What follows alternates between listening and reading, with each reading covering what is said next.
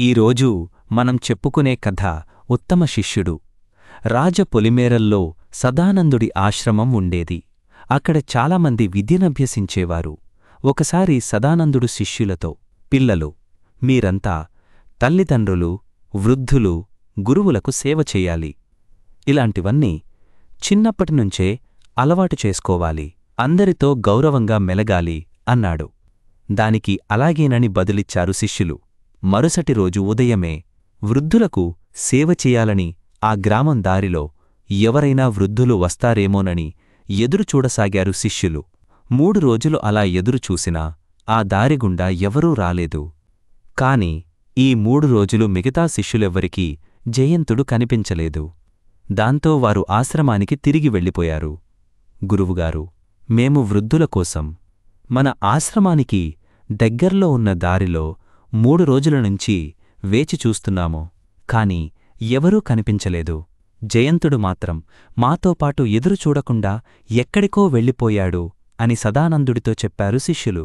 అప్పుడే అక్కడికి వస్తున్న జయంతుడిని పిలిచి, అందరితో పాటు ఉండకుండా నువ్వు ఎక్కడికెళ్ళావు అని ప్రశ్నించాడు సదానందుడు. గురువర్యా, నేను మీరు చెప్పింది ఆచరించాలనే వీరితో పాటు దారిలో వేచి చూశాను. కాని ఎంత ఎదురుచూసినా ఎవరూ కనిపించలేదు. దాంతో నేను గ్రామం లోపలికి వెళ్ళాను. అక్కడ చాలామంది సేవలు అవసరం ఉన్నవాళ్లు ఉన్నారు. వారికి నా వల్ల అయిన సాయం చేశాను. దానికి మెచ్చి వారు దీవెనలు అందించారు. నిజంగా సేవలు అవసరమైన వృద్ధులు మన దగ్గరకు రాలేరు. మనమే వాళ్ల దగ్గరకు వెళ్లి సేవలు అందించాలి అని బదులిచ్చాడు జయంతుడు. అప్పుడు సదానందుడు, చాలా మంచి పని చేశావు శిష్యా. ఉన్న చోటునుంచే సాయం చేయాలని కాకుండా అవసరమున్నవారి దగ్గరకు వెళ్ళి నీ సేవలు అందించాలని ఆలోచించావు. నీ ఆలోచనా విధానం అందరికీ ఆదర్శప్రాయమన్నాడు. ఒకరోజు శిష్యులందరినీ కూర్చోబెట్టి, శిష్యులారా, నేనొక ప్రశ్న అడుగుతాను. సరైన జవాబు చెప్పిన వారిని ఉత్తమ శిష్యులుగా ప్రకటిస్తాను అన్నాడు. అలాగేనంటూ ఉత్సాహంగా జవాబిచ్చారు శిష్యులు. ఎదుటివారికి కోపం వచ్చినప్పుడు మనం దాన్ని ఎలా నివారించాలి అని ప్రశ్నించాడు సదానందుడు.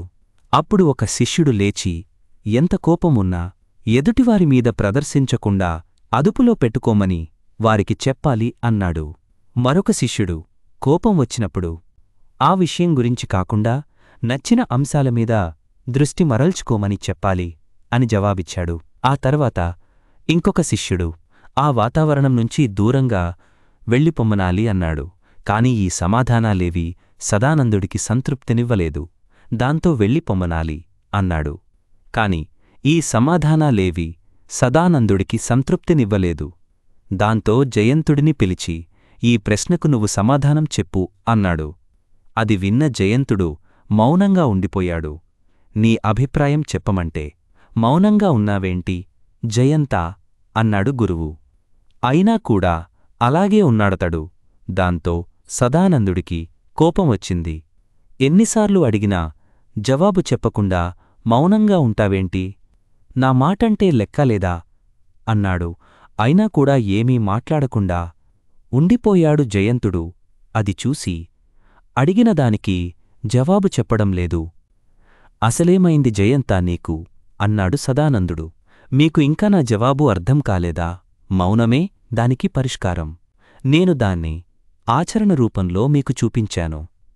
ఎదుటివారు కోపంలో ఏదో అంటున్నారని మనము దానికి అతిగా స్పందించకూడదు. చాలా సందర్భాల్లో కోపాన్ని నివారించాలంటే దానికి మౌనమే సరైన పరిష్కారం అని బదులిచ్చాడు జయంతుడు. అతని సమాధానం విని సదానందుడితో సహా శిష్యులందరూ చప్పట్లు కొట్టారు.